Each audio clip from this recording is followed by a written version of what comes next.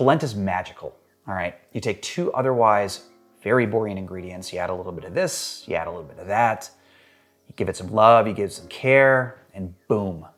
You have this delicious, creamy yet sort of coarsely textured porridge that's complex in flavor and absolutely delicious.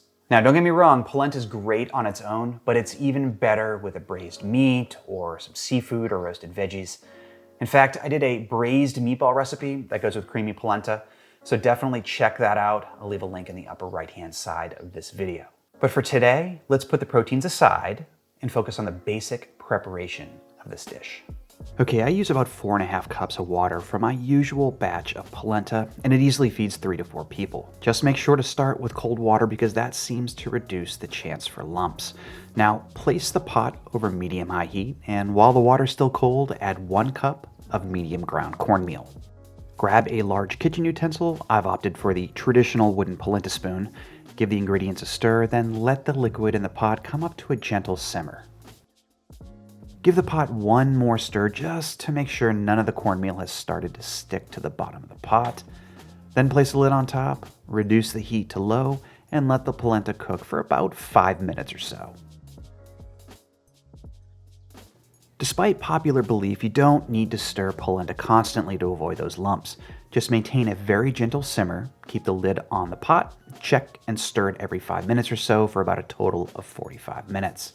At this point, the grain should be swollen, softer in texture, but still have some tooth. The polenta should look noticeably creamier too. Now it's time to finish it off, so add 1.5 teaspoons of kosher salt and a half cup of grated Parmesan cheese.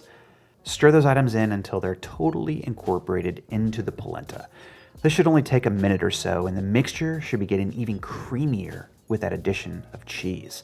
Finally, grab 2 tablespoons of unsalted butter and add it to the pot as well. Stir the polenta again until that butter is melted and totally incorporated.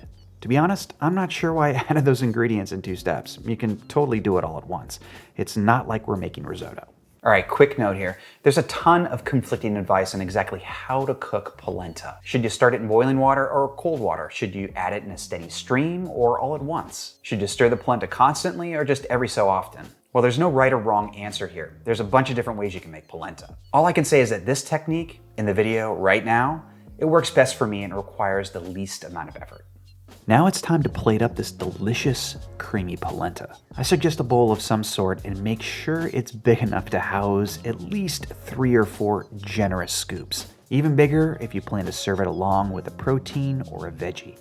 Some extra virgin olive oil helps to enhance the rich flavors that are going on here, but you could also reach for a knob of butter. And let's not forget to finish the polenta off with some more grated Parmesan cheese. You can never really add too much of it, can you?